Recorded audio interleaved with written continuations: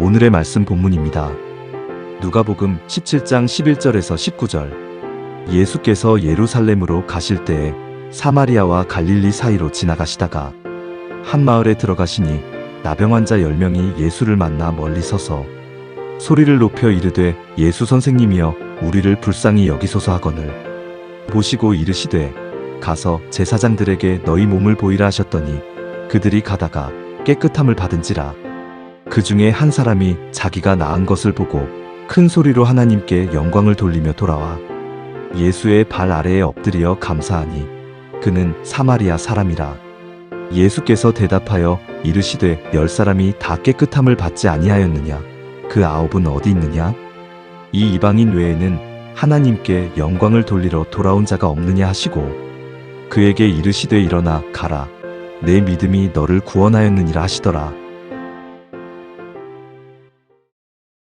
지금 우리는 마지막 때를 살고 있습니다. 예수님의 재림의 발작 소리가 전 세계 도처에 들려지고 있습니다. 종교다운주의, 이스라엘 독립, 현금이 사라지는 CBDC 전자화폐의 등장, 이스라엘 제3성전 건축 움직임, 러시아 전쟁, 중동 정제. 예수님이 전 세계 온갖 재림의 징조를 통해서 지금은 깨어나야 할 타임이라고 말씀하고 있습니다. 적그리스도의 등장, 우리에게 가장 현실적으로 다가온 이 종말, 바로 적그리스도의 등장, 바로 인공지능, 로봇의 발달입니다. 적그리스도는 인공지능 로봇을 통해서 마지막 때의 역사를 할 것입니다. 이 적그리스도의 등장에 대해서는 성경에서 이렇게 말씀하고 있는데요. 읽어줍니다. 그는 대적하는 자라 신이라고 불리는 모든 것과 숭배함을 받는 것에 대항하여 그 위를 자기를 높이고 하나님의 성전에 앉아 자기를 하나님이라고 내세우느니라. 그는 대적하는 자라. 그는 적그리스도입니다. 이 자가 AI 인공지능 로봇을 마지막 때 사용할 것입니다. 그리고 이 적그리스도는 자기를 높이고 그리고 하나님의 성전에 앉아 자기를 하나님이라고 말할 것입니다. 두 번째도 보니까 또 읽어줍니다. 이 천국 복음이 모든 민족에게 증언되기 위하여 온 세상에 전파되리니 그제야 끝이 오리라. 그러므로 너희가 선지자 다니엘이 말한 바 멸망에 가증한 것이 거룩한 곳에 선 것을 보거든 읽는 자는 깨달을지니라. 이 마지막 때에 이스라엘의 제3성전 건축이 완성이 되어야 거기에 적그리스도가 그 성전 중앙에 앉고 자기를 높이고 그리고 자기를 하나님이라고 말을 합니다. 이렇게 하기 위해서는 반드시 이스라엘 제3성전 건축에 들어서야 됩니다. 멸망에 가증한 것, 적그리스도입니다. 이 자가 거룩한 곳에 선 것, 이 거룩한 곳이 뭘까요? 바로 성전을 가리킵니다. 이 성전, 다니엘은 마지막 때에 이스라엘 제3성전이 건축될 것이다, 완성될 것이다 라고 예언을 했는데요. 읽어줍니다. 그가 장차 많은 사람들과 더불어 한 일해 동안의 언약을 굳게 맺고 그가 그 일의 절반의 제사와 예물을 금지할 것이며 또 포악하여 가증한 것이 날개를 의지하여 설 것이며 또 이미 정한 종말까지 진노가 황폐하게 하는 자에게 쏟아지리라 하느니라 하시니라. 보십시오. 제사와 예물을 금지할 것이며 제사임을 바로 성전을 상징합니다. 지금 사루 2장 4절 그 위에 자기를 높이고 하나님의 성전에 앉아 성전을 말하고 있고 마태복음 24장 14절에도 거룩한 곳 성전을 가리키고 있습니다. 방금 읽은 다니엘 9장 27절 제사와 예물을 금지할 것이며 성전을 가리키고 있어요. 다시 말하면 성전이 있어야만 적그리스도가 나타나서 성경의 예언을 성취할 것을 말하고 있습니다. 성전은 유대인들에게 굉장히 중요한 것입니다. 그들은 성전이 지어져야만 기다리는 이 메시아가 올 것이라고 믿고 있기 때문입니다. 그렇다면 지금 이스라엘 제3성전 건축의 단계가 어느 정도인가? 지금은 이 성전이 이미 건축 설계도가 완성이 되었습니다. 그리고 성전에 건축할 재료들, 이 모든 재료들이 다 준비가 되었습니다. 성전 안에 섬기는 사람들, 이 사람들의 교육과 훈련도 다 끝났습니다. 성전 건축가들은 말합니다. 성전 건축은 7개월 만에 완성할 수 있다는 것입니다. 제3성전이 완성되면 적그리스도가 등장되고 휴고가 일어나고 그 후 환란이 시작됩니다. 지금은 그리 많지 않는 시간에 살고 있습니다. 지금은 오직 우리가 준비해야 될 것은 예수 그리스도의 흠도 없고 점도 없는 신부 단장입니다. 적그리스도가 등장할 때쯤 되면 또 나타날 징조가 있는데 그것이 바로 배교입니다. 신앙인들이 무엇 때문에 그날 그때 배교할 것인가? 첫 번째, 먹고 사는 것 때문에 배교를 합니다. 읽어줍니다. 그가 권세를 받아 그 짐승의 우상에게 생기를 주어 그 짐승의 우상으로 말하게 하고 또 짐승의 우상에게 경배하지 아니하는 자는 몇이든지 다 죽이게 하더라. 여기 보면 그가 권세를 받아 우상에게 생기를 주어, 여기 우상이 뭘까요? AI, 인공지능 로봇입니다. AI 인공지능 로봇, 그가 말을 한대요. 지금 뉴스를 보면 AI 인공지능이 말뿐만 아니라 우리의 삶의 현장에서 이 로봇이 운전도 하고요, 공장에서 인간이 못할 일들을 다 하고 있습니다. 식당에서는 그 뜨거운 열기 앞에서도 혼자 요리를 만들어냅니다. 우상에게 경배하게 하고 경배치 않는 자는 몇이든지 다 죽게 하더라. 그 다음, 그가 모든 자 곧 작은 자나 큰 자나 부자나 가난한 자나 자유인이나 종들에게 그 오른손이나 이마에 표를 받게 하고, 적그리스도는 오른손이나 이마에 표를 받게 한다는 거죠. 제가 이전에 이 사진 또한 보여드렸습니다. 일본의 한 사찰에서 AI 인공지능 로봇이 반야신경을 암송할 때 일본의 사찰 중 스님들이 절을 합니다. 경배를 하고 있죠. 이것이 지금 일어나는 사건들이에요. 성경을 그대로 이루고 있잖아요. 경배치 않는 자, 경배케 한다. 그 다음, 누구든지 이 표를 가진 자 외에는 매매를 못하게 하니 이 표는 곧 짐승의 이름이나 그 이름의 수라. 지혜가 여기 있으니 총명한 자는 그 짐승의 수를 세어보라. 그것은 사람의 수니 그의 수는 666이니라. 666, 수없이 설교를 했죠. 중요된 부분, 이 부분은 예수님도 여러 번 반복을 했어요. 왜냐하면 중요하니까. 제가 전에 뉴스 영상을 보여드린 적이 있습니다. 영국에서 개발된 아메리카 AI 인공 로봇에 대한 영상입니다. 이 AI, 이 아메리카에게 질문을 합니다. 인공지능 로봇이 최첨단으로 발달될 경우 이 땅에 어떤 일이 이루어지겠느냐라는 질문에 영국에서 개발된 아메리카 AI 인공지능이 로봇이 이렇게 말합니다. AI와 로봇 기술이 강력해져서 인간들도 모르게 그들을 통제하고 조종하는 상황이 벌어질 것입니다. 라고 스스로 답변을 했어요. 뭐예요? 인간을 통제하고 다스리는 세상. 뭐 때문에 다스리죠? AI, 인공지능, 그 로봇에게, 그 우상에게 목적은 경배입니다. 그러니까 성경을 그대로 이루고 있다는 것이죠. 적그리스도는 이 666표를 통해서 정치, 경제, 문화, 종교 통제할 것입니다. 통제의 수단으로 666표를 사용할 거라는 것이죠. 이 마지막 때에 배교가 반드시 일어난다는데 또 읽어줍니다. 누가 어떻게 하여도 너희가 미혹되지 말라. 먼저 배교하는 일이 있고 저 불법의 사람 곧 멸망의 아들이 나타나기 전에는 그날이 이르지 아니하리니. 보십시오. 배교하는 일이 일어난다는 것이죠.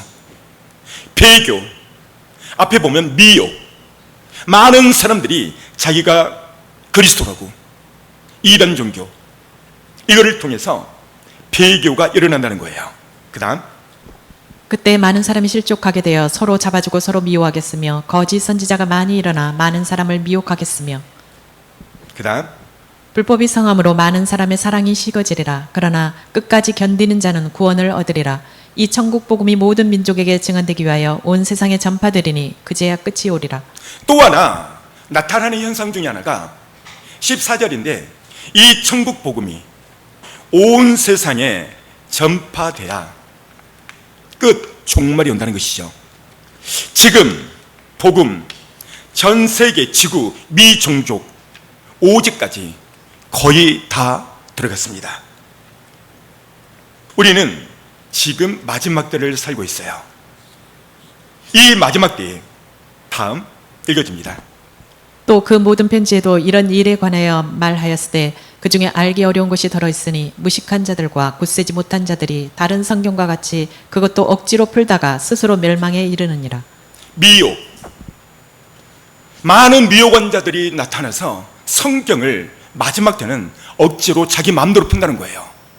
그 다음, 그러므로 사랑하는 자들아 너희가 이것을 미리 알았은즉 무법한 자들의 미혹에 이끌려 너희가 굳센 데서 떨어질까 삼가라. 미혹원자들이 마지막 때에 많이 나타나서 우리를 유혹한다는 것이죠. 쉽게 예를 들자면 유튜브 조금만 검색해 보십시오. 얼마나 많은 미혹이 우리에게 접근해 와 있는지 모릅니다. 이들은 큰 표적과 기사로 우리를 미혹한다는 거예요. 그 다음, 그때 사람이 너희에게 말하되 보라 그리스도가 여기 있다 혹은 저기 있다 하여도 믿지 말라. 거짓 그리스도들과 거짓 선지자들이 일어나 큰 표적과 기사를 보여 할 수만 있으면 택하신 자들도 미혹하리라. 보십시오. 큰 표적과 기사를 보여 할 수만 있다면 택하신 자도 미혹한다는 거예요. 그 다음, 번개가 동편에서 나서 서편까지 번쩍임같이 인자의 임함도 그러하리라. 죽음이 있는 곳에는 독수리들이 모일 것이니라. 죽음이 있는 곳에 독수리들이 모이고, 이 마지막 때에 일어날 사건을 마태복음 24장을 통해서 말씀하고 있어요. 마태복음 24장, 저는 중2 때 하나님께서 제게 보여준 사건이 마태복음 24장입니다. 예수님을 믿는 지 얼마 안 되었을 때였죠. 왜 이게 무엇일까? 왜 이때 내게 보여줬을까? 지금 목회하면서 2020년도 이후 이것을 왜 보여줬는가 깨닫게 됐고 알게 됐습니다. 자, 그렇다면 이 마지막 때 우리 예수 믿는 사람들에게 사라지는 것이 있다는 거예요. 어떤 것이 사라지는가? 읽어줍니다. 너는 이것을 알라. 말세에 고통하는 때가 이르러 사람들이 자기를 사랑하며 돈을 사랑하며 자랑하며 교만하며 비방하며 부모를 거역하며 감사하지 아니하며 거룩하지 아니하며. 마지막 때에 사라지는 것이 있다는 것인데 감사가 사라진다는 거예요. 그리고 거룩함이 사라진다는 거예요. 세 번째는 하나님을 사랑하는 것이 사라지고 돈을 더 사랑한다는 거예요. 이런 징조를 볼 때 우리는 지금 마지막 때를 살고 있습니다. 이 마지막 때에 우리가 정말 주님의 신부가 맞다면 가장 먼저 무엇이 회복되어야 되는가? 2절 다시 한번. 사람들이 자기를 사랑하며 돈을 사랑하며 자랑하며 교만하며 비방하며 부모를 거역하며 감사하지 아니하며 거룩하지 아니하며. 감사가 회복이 되어야 됩니다. 따라서 해볼까요? 감사가 회복되어야 됩니다. 오늘은 우리 교회 매주 감사주일로 지킵니다. 맥주 감사절은 첫 것을 하나님 앞에 드리는 거예요. 이스라엘 백성들이 가나안 땅에 첫 들어갈 때 첫 곡식을 재배하고 수확할 때 첫 번째 드리는 것이 무엇이었냐면 바로 맥주절이에요. 다음, 내 재물과 내 소산물의 처음 익은 열매로 여호와를 공경하라. 여기 보면 처음 익은 열매로 여호와를 공경하라 명령입니다. 처음 익은 열매. 그 다음, 이스라엘 자손 중에서 사람이나 짐승을 막론하고 태에서 처음 난 모든 것은 다 거룩히 구별하여 내게 돌리라. 이는 내 것이니라 하시니라. 처음 난 것, 첫 것을 드리라고 명령하고 있어요. 그 다음 절, 맥주절을 지키라. 이는 내가 수고하여 밭에 뿌린 것의 첫 열매를 거둠이니라. 수장절을 지키라. 이는 내가 수고하여 이룬 것을 연말에 밭에서부터 거두어 저장함이니라. 보십시오. 맥주절을 지키라. 이것은 첫 열매다. 첫 것은 여호와 것이다. 처음 익은 열매로 여호와의 전에 드릴지니라. 하나님의 명령이죠. 이것을 26년도 오늘 우리에게 가져온다면 이것입니다. 1년 중 상반기 6개월을 하나님께서 보호하신, 지켜주신 그 부분에 대해서 우리가 감사해야 된다는 것이 맞다는 거예요. 제가 예전에 처음 수원 장안구 파장동에서 상가 2층에서 개척할 때였습니다. 목회에 주님 왜 해야 됩니까?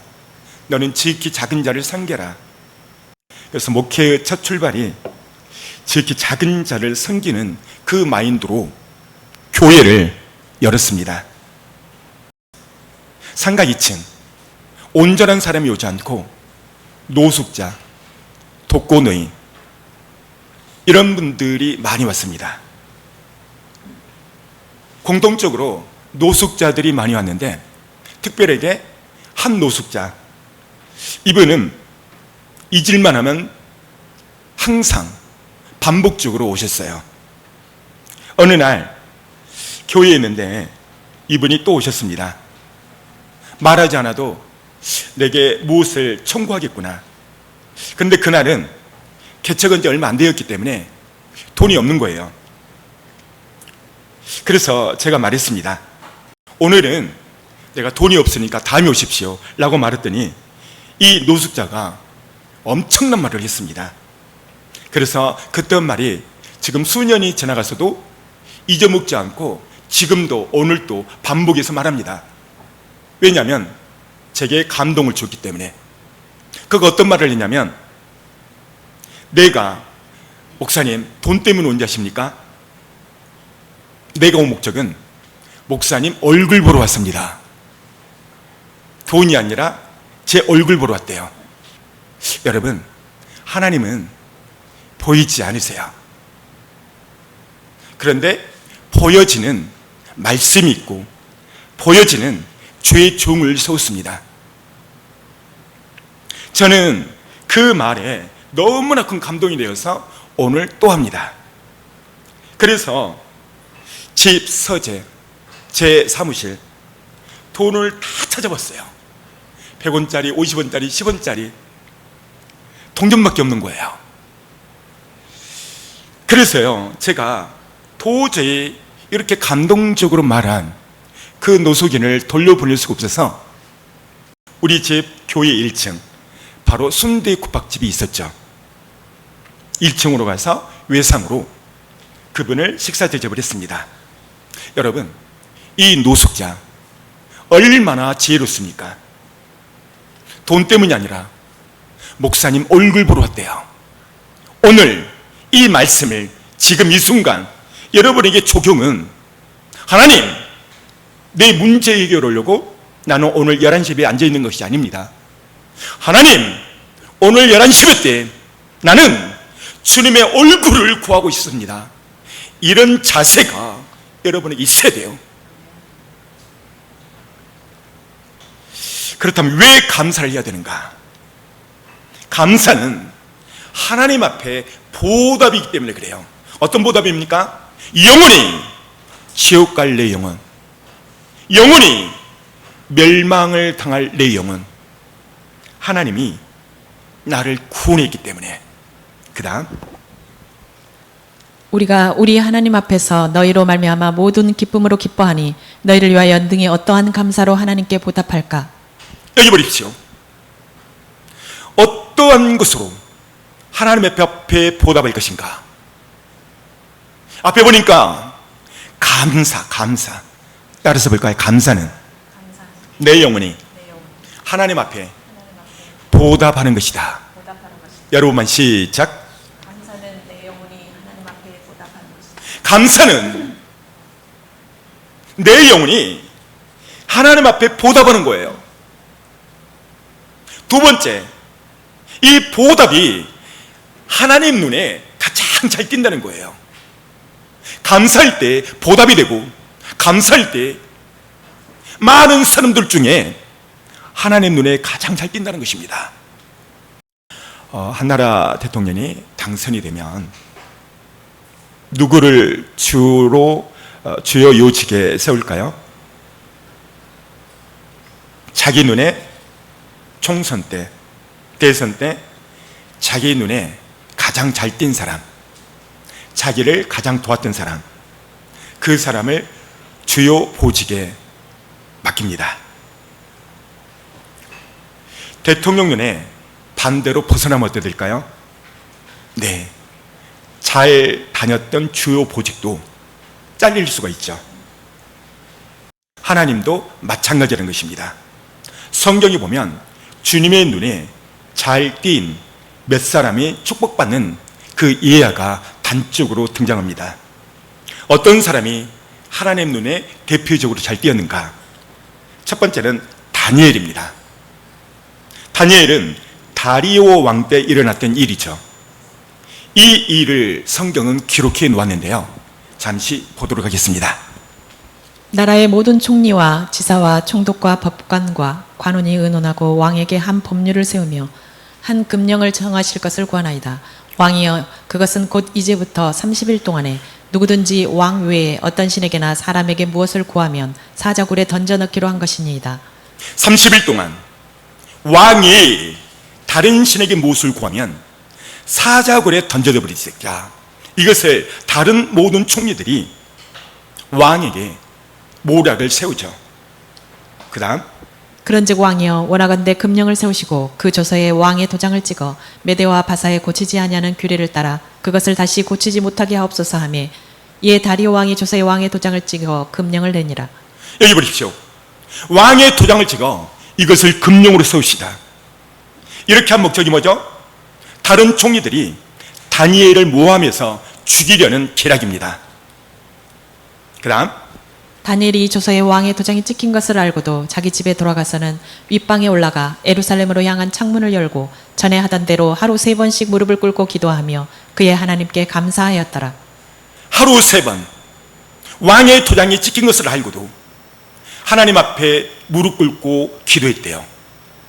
그것도 창문을 열고, 따라서 볼까요? 창문을 열고.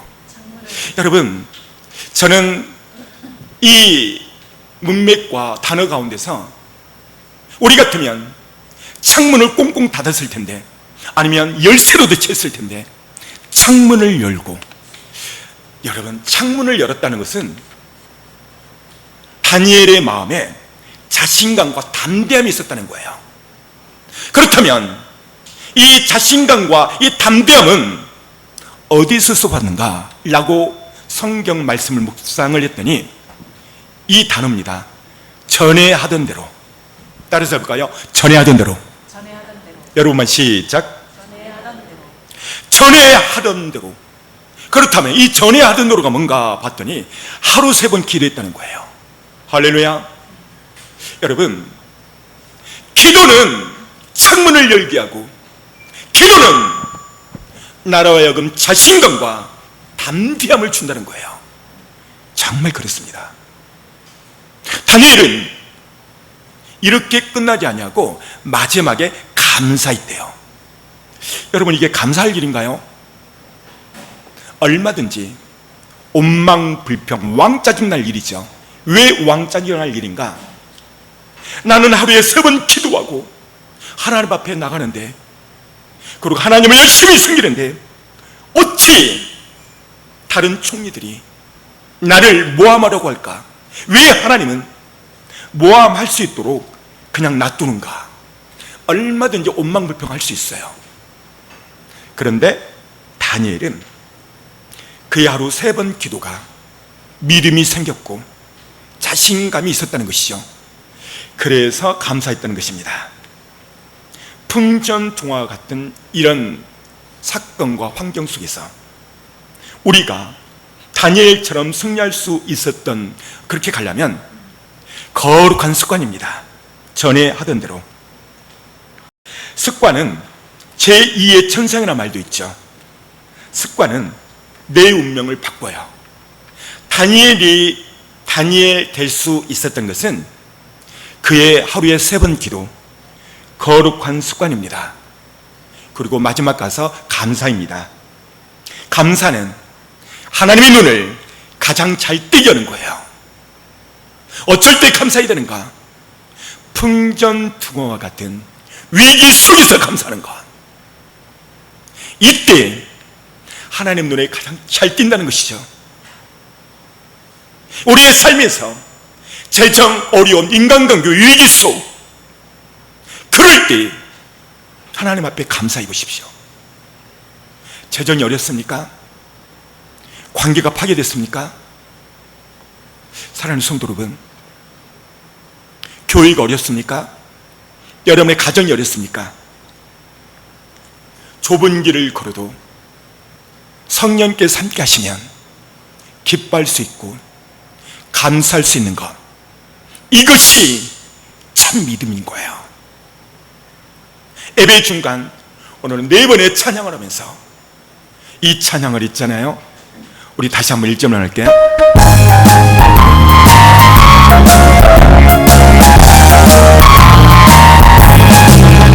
내가 매일 기쁘게 슬기를 주의 내가 내가 주의 구원을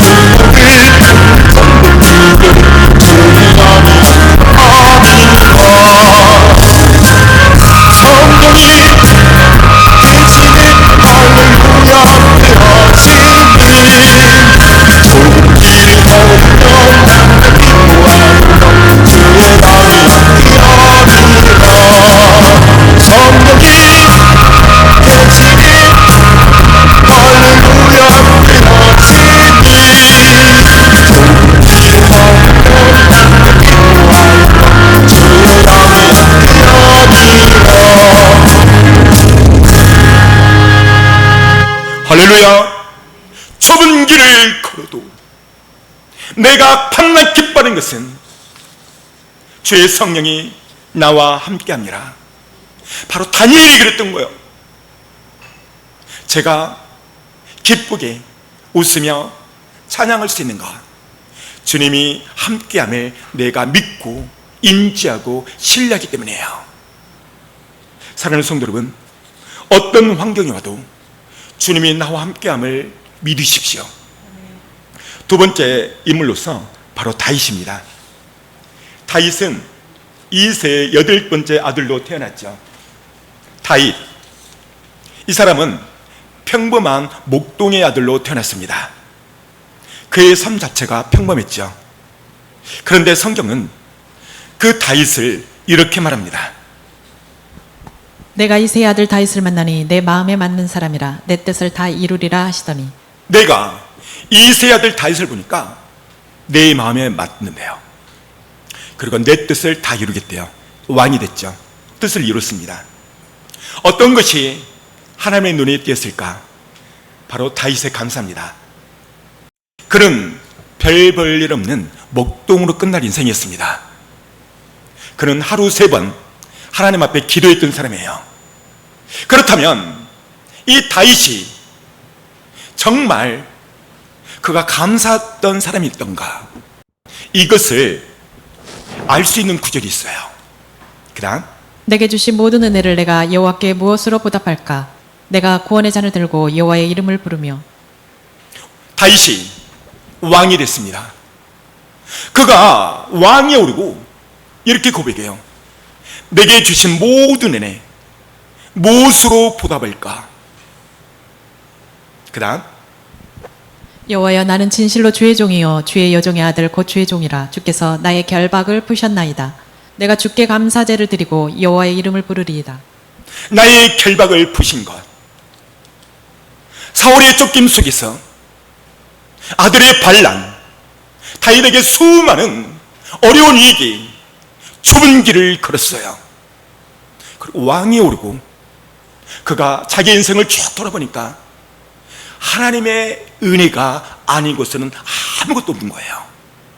그래서 17절 한 번 더 내가 주께 감사제를 드리고 여호와의 이름을 부르리이다. 보십시오. 내가 주께 감사를 했다는 거예요. 할렐루야. 그렇습니다. 제 핸드폰에는 한 그림이 저장되어 있어요.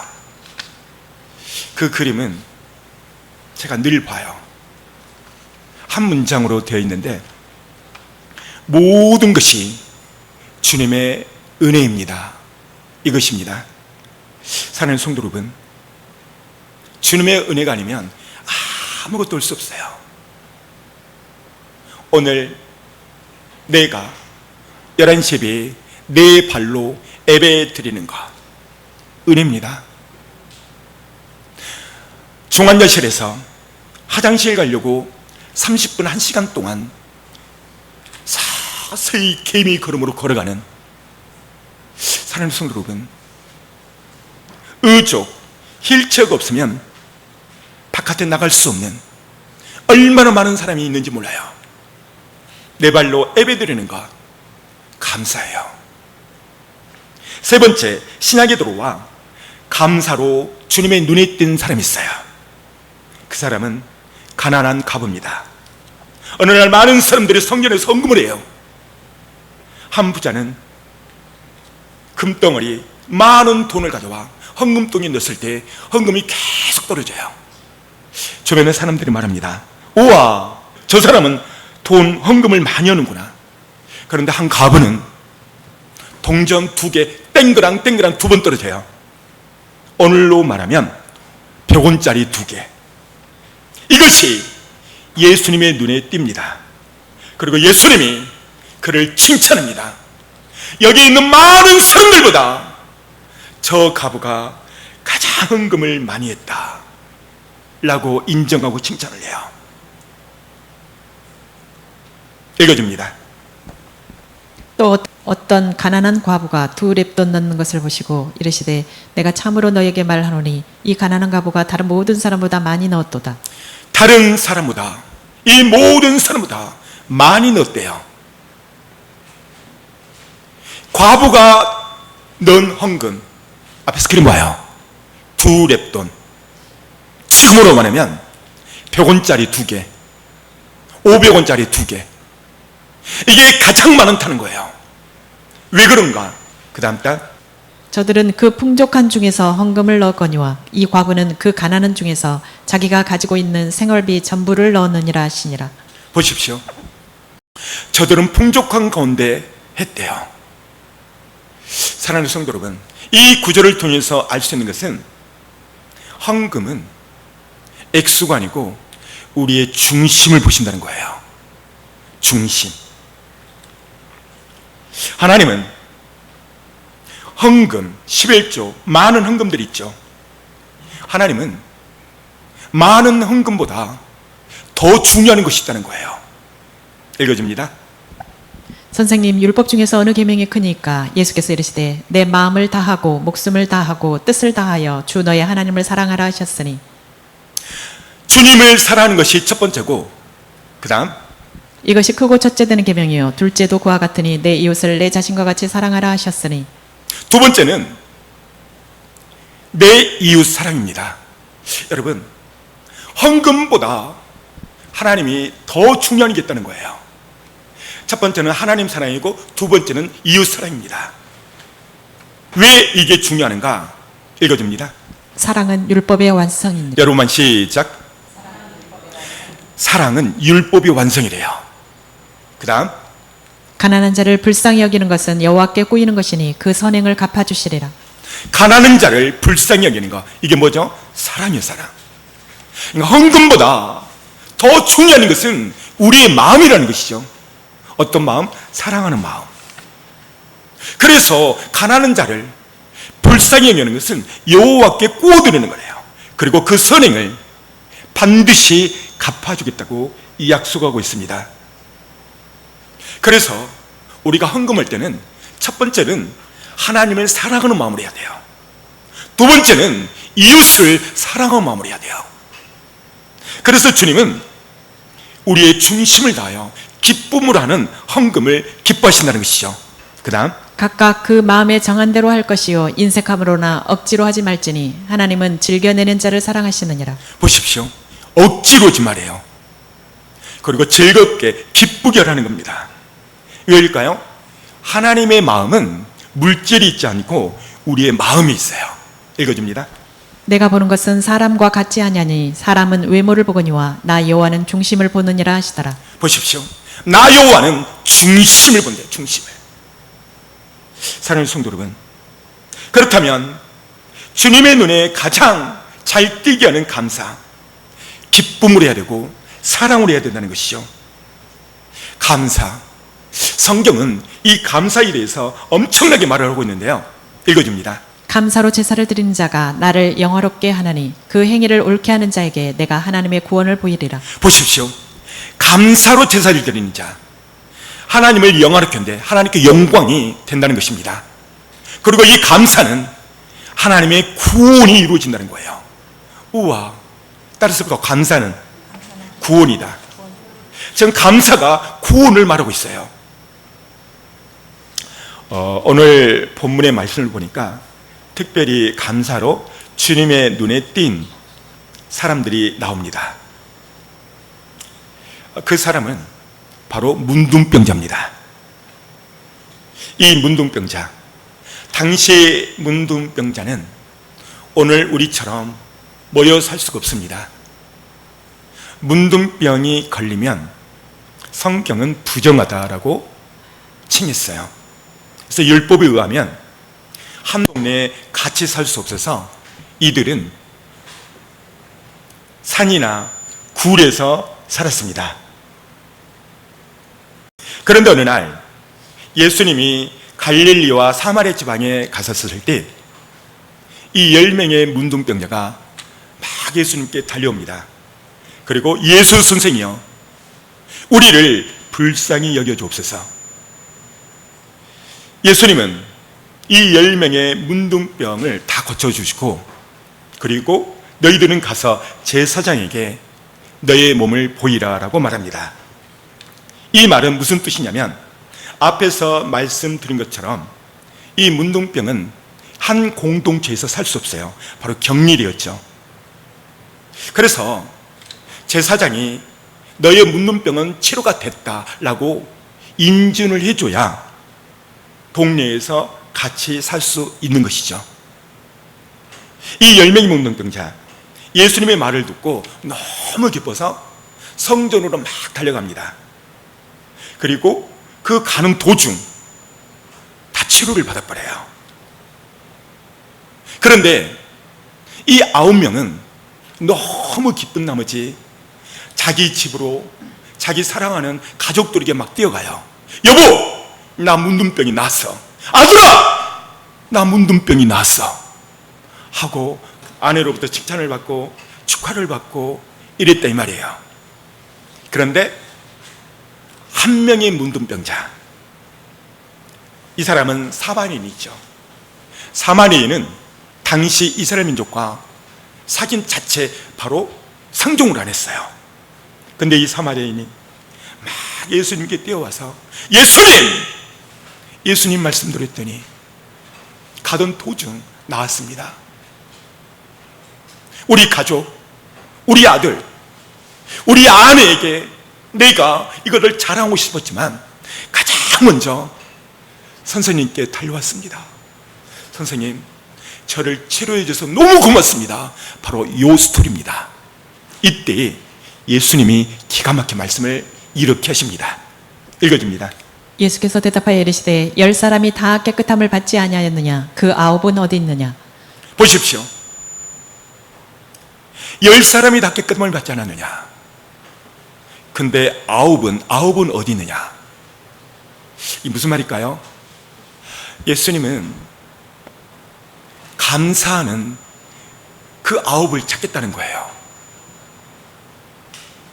그냥 고침으로 끝나지 않고 9이 어디 있느냐. 다시 말하면 감사할 자가 어디 있느냐. 감사자를 찾고 있음을 보여줍니다.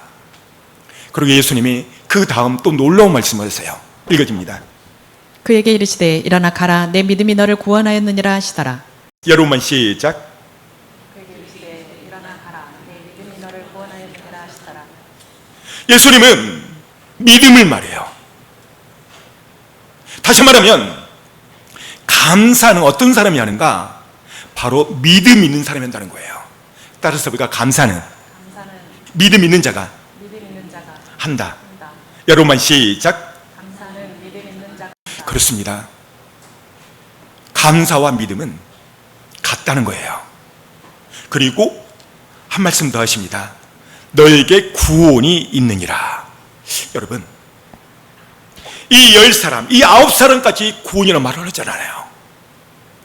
감사한 이 한 사람에게 구원을 말을 해요. 할렐루야. 그렇다면 이 9은 어떻게 되는가? 그냥 병 나은 거, 건강으로 끝난 거예요. 그 9사람에게 구원이 있단 말을 하지 않았어요. 그래서 다윗이 말한 대로 감사는 구원에 이르게 한다는 것입니다. 감사는 도하는 축복이에요. 바로 구원의 축복까지 있다는 것을 말해주고 있습니다. 오늘 바울은 감사에 대해서 이렇게 말합니다. 읽어줍니다. 아무것도 염려하지 말고 다만 모든 일에 기도와 간구로 너희 구할 것을 감사함으로 하나님께 하리라. 그리하면 모든 지각에 뛰어난 하나님의 평강이 그리스도 예수 안에서 너희 마음과 생각을 지키시리라. 아무것도 염려하지 마라. 감사함으로 하나님께 나가라. 그렇게 하면 첫 번째 평강이 임하고요. 두 번째 마음과 생각을 지켜준다는 거예요. 할렐루야. 어렵고 힘들고 위기가 올 때 하나님 감사합니다. 일단은 말로 선포하는 거예요. 왜 말로 선포해야 되는가? 이유가 있어요. 하나님은 인간에게 특권을 줬어요. 그 특권이 뭐냐면 입술의 권세입니다.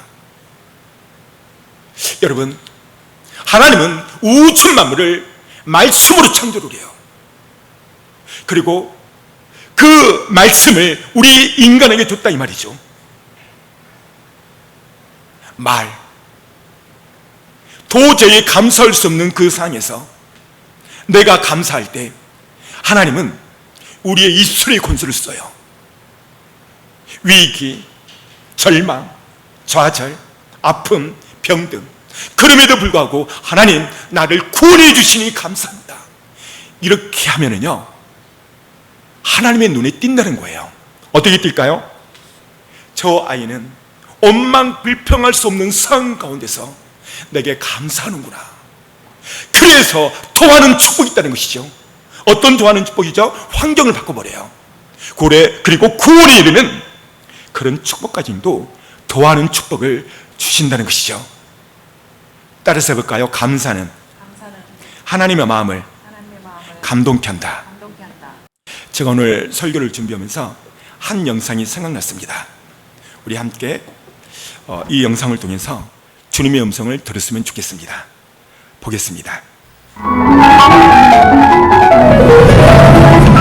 이제는 7월 30일 밤에 일어난 일이었습니다. 대학 4학년이었던 지성은 학교로 내리러 온 오빠의 차를 타고 집으로 가고 있는 중이었습니다. 오빠, 내일은 친구도 만나야 되고 선거도 연습도 있고 할 게 너무 많아. 시험 중이네. 어디서 사고 나나 보네? 그러게?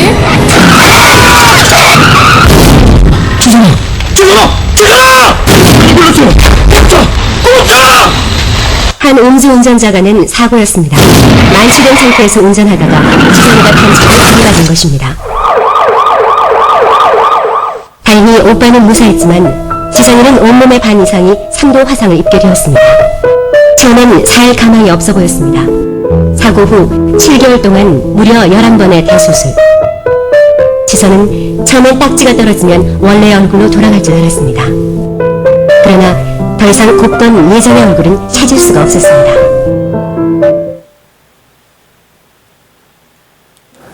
이만큼 다쳤는지는 알기까지는 반년이 걸렸어요, 진짜로. 그리고 화상이 얼마나 무서운 건지 알기까지도 엄청난 시간이 걸려야 알 수 있었는데, 공목 보다가 딱 봤는데 그 뒤에 화면이 이렇게 어두운 색이었던 거예요, 그 종이가. 그래서 얼굴이 딱 비치는 거예요. 너무 놀라서. 그때는 그냥 일단 너무 충격적이었고 막 아니야 막 잘못 봐서 이렇게 해서 잊어버리려고 막 했었고 그랬었죠. 엄마! 괴물 같아! 괴물인가 봐! 저 이렇게 어떻게 살아요? 어떻게 사냐고요! 하나님 제발 저 좀 사람 만들어주세요. 제발! 사랑하는 딸아라고 부르셨어요. 너를 세상 가운데 반드시 세우리라 라는 약속과 병들고 약한 자들에게 희망의 메시지가 되게 하리라는 그런 약속의 말씀을 주셨어요. 소망이 생기고 마음에 믿음이 생기기 시작했어요. 보호자분, 양손 손가락 절단동에서 쓰셨죠? 무슨 말이 하는데요? 양쪽 손가락 8개를요? 지선아, 이거 어쩌니? 엄마, 울지 마! 엄마, 그래도 손가락 2개 났잖아. 그거라도 감사해야지. 그러니까 엄마 울지 마. 알았지? 제가 착해서 뭐 이것 잘라도 되고 저것 잘라도 되고 그게 아니잖아요. 제게 남겨주신 것들에 대한 감사를 할 수 있는 마음을 주셨어요. 이 손을 다 잃을 수도 있는 거고요. 이 팔을 다 잃을 수도 있는 건데 남겨진 손으로 하나님께서 정말로 기도대로 쓸 수 있는 손이 되게 해주셨어요. 처음에 엄지손가락이 이렇게 까딱할 때 너무너무 기뻐서 막 눈물이 나더라고요. 그 뒤로 이 손으로 세수하고 목욕할 수 있어서 감사하고, 저 글씨도 너무너무 잘 쓰거든요. 그래가지고 막 큰 서점에서 사인회 같은 것도 하러 다니고, 사인도 얼마나 멋있는지 몰라요. 사인도 하고 이 손으로 사진도 찍고 못하는 게 없어요. 하나님께서 저 취미생활까지 다 할 수 있도록 만들어주셨고, 무엇보다 이 손이 부끄럽지 않은 마음을 주셨어요. 그래서 한 번도 이 손이 부끄럽다거나 숨기고 싶다거나 그런 마음이 없이요. 교회에서도 하나님께 이 손 들고 찬양하면 더 기뻐하실 것 같아서 높이 손 들고 찬양하고 또 인사하고 악수하고, 사진 찍을 때마다 약간은 유치하지만 이렇게 V도 그리면서 승리이기 때문에 그렇게 사진도 찍고 그래요. 또 힘든 날들이 또 있겠지만 지금도 여전히 또 이렇게, 그럼에도 불구하고 진짜로 그것까지 다 하나님께서 해결해 주실 거고 만족시켜 주실 거고 또 하나님의 뜻을 이루실 거를 믿기 때문에 오늘 하루 진짜로 살아있어서 참 감사합니다.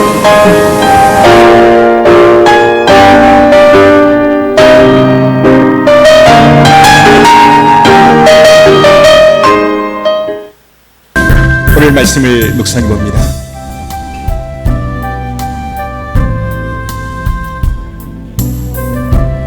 우리 인간은 5분 앞을 모릅니다. 이하 여자대학교 2학년 유아교육과 22살 나이, 여성으로서는 다쳐서는 안 될 얼굴, 손가락이 잘라가고 온몸이 일그러졌습니다. 여러분, 이게 남의 일이니까 나랑 무슨 상관이 있는가? 지혜로운 사람은 앞에 것을 보고 나를 보는 거예요. 어리석은 사람은 나는 절대 그 자리에 가지 않을 거야. 이지선, 이 사람도 그렇게 고백했습니다. 왜 하필 나입니까? 사랑하는 성도 여러분, 내 앞에 놓인 많은 산 같은 문제, 모든 사람들은 그 산 같은 문제 앞에 자신의 믿음이 드러납니다. 손가락이 잘라가고 얼굴과 모든 살점이 일그러지고, 이 사람은 내 팔이 잘라지지 않는 것, 내 다리가 자르지 않는 것, 걸어다닐 수 있는 것, 그걸로 감사한다는 거예요. 가정, 재정, 집, 자녀, 건강, 이런 모든 것을 가지고 있음에도 늘 원망불평하는 것, 단적으로 보여주는 겁니다. 나는 믿음 없어요. 나는 믿음이 없어요. 사랑하는 성도 여러분, 감사는 믿음 있는 증거는 거예요. 오늘 시편은 말이요, 감사로 구원이 이루어졌고, 예수님은 그 10명의 문둥병자 중 9명 가버리고 1명이 와서 너의 믿음이 너를 구원했다. 감사는 믿음이요, 감사는 구원인 거예요. 감사할 때 하나님의 눈에 띕니다. 어떤 환경과 역경이 와도 하나님은 여러분 안에 감사를 찾으세요. 그 9이 어디 있느냐, 이렇게 예수님이 말하는 것은 감사절을 찾겠다는 거예요. 그렇다면 10명 중에 왜 1명만 감사로 왔는가? 감사는 아무나 하는 것이 아니에요. 9명은 온망불평 짜증을 냅니다. 그러나 한 사람만이 감사했다는 것이죠. 오늘 예수 그리스도 이렇게 감사절을 찾고 계십니다. 왜요? 감사는 도하는 축복이요, 감사는 믿음의 비례하기 때문에 그래요. 하나는 감사하는 자를 쓰시고 더 축복하기를 원하세요. 사랑하는 성도 여러분, 여러분 집 있잖아요. 자녀들 있잖아요. 내 몸으로 힐끗하지 않고 오늘 성전에 예배드리러 왔잖아요. 내 두 손과 팔 움직이잖아요. 감사하십시오. 감사할 때 하나님은 도하는 축복을 주십니다. 하나님 감사합니다. 구원의 하나님, 구원의 하나님으로 인하여 나는 감사합니다. 감사합니다. 가정의 재정과 나의 인생에 큰 막힌 산이 있음을 감사합니다. 하나님, 감사함으로 이 환경이 축복이 되게 하여 주옵소서.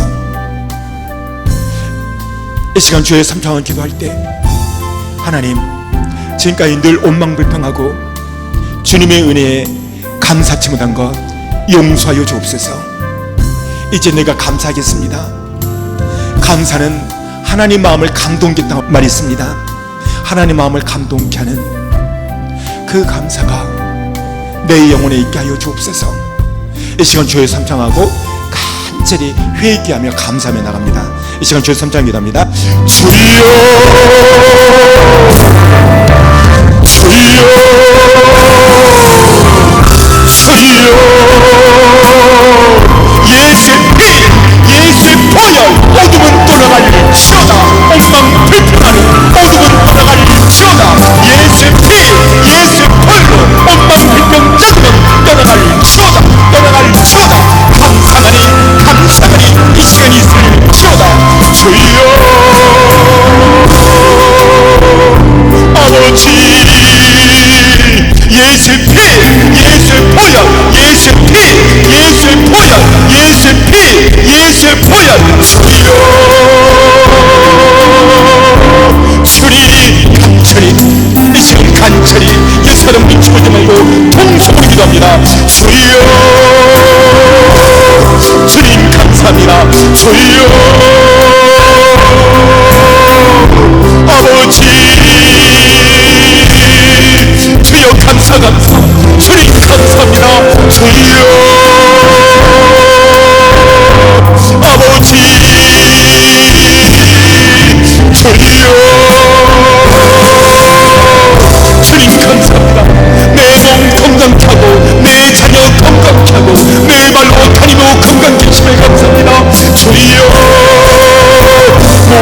운동에 감사합니다. 직장에 감사합니다. 가정에 감사합니다. 자녀 주신 감사합니다. 내 영혼 건강함을 감사합니다. 주여 주님, 예수의 피, 예수의 보혈, 예수의 피 어둠은 떠나갈지어다. 생명의 신부야 오를 지어다. 예수의 피로, 예수의 불로 선포하니, 예수 이름으로 선포하니 소원천의 입에 생명의 신부야 오를 지어다. 오를 지어다. 예수의 피, 예수의 보혈, 예수의 피로, 예수의 불. 하나님, 그 아홉은 어디 있느냐? 이방인 외에는 영광을 돌리러 올 적 없느냐? 그에게 이르시되 가라, 내 믿음이 너를 구원하였느니라. 하나님, 그 9사람의 감사를 찾고 계신 예수님, 우리 가정, 자녀, 남편, 아내, 진로, 교회 형편, 솔직히 인간적으로 볼 때 감사할 것이 없습니다. 그러나 오늘 나병 한 사람, 이 사람은 믿음으로 감사했습니다. 가정이 어렵고 자녀가 어렵고 진로가 어렵고 산 넘고 산인 우리 인생에서 오늘 이 순간 믿음으로 감사합니다. 우리 교회 형편 믿음으로 감사합니다. 모든 것 주님이 하셨습니다. 건강, 교회, 목회, 가정, 모든 것 주님이 하셨습니다. 주님께 영광 돌립니다. 주의 이름을 높여드립니다. 오늘 한 문둥병자에게 너의 믿음이 이 감사를 믿음으로 보셨습니다. 그리고 구원의 축복까지 허락했습니다. 하나님, 우리에게도 이 문둥병자와 같은 감사의 믿음이 있게 하여 주옵소서. 예수님의 이름으로 축복하며 선포하며 기도했습니다. 아멘.